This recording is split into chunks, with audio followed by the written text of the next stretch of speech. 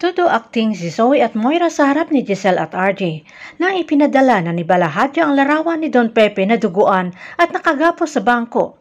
Si RJ nang paniwala ni Zoe at Moira na wala nga silang kinalaman sa pagkawala ng kanilang ama. Pero hindi umobra ang acting nila dito sa kay Giselle na alam na sagad sa buto ang kasamaan ni Moira.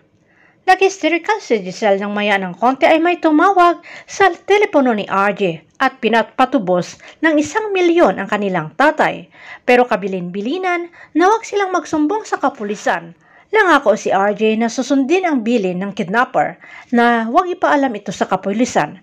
Pero taliwas naman si Giselle na kailangan nila umanong ang tulong ng mga pulis at hindi nila kayaning mag-isa. Nakunwari nagsang-ayon naman si Moira na nabilog na naman ang ulo ni RJ at pati si Zoe na balak na raw ibang bansa kasama ang mami niya at hindi na siya daw pinagkakatiwalaan umano ng daddy RJ niya. Lumambot na naman ang puso ni RJ at hindi na umano mangyari ito na pinapabayaan niya dati si Zoe. Magtagumpay kaya ang kasamaan nila ni Moira at tuluyan nang mawala sa mundo si Don Pepe? Abangan na lang natin ang susunod na episode dito sa Abot Kamay na Pangarap.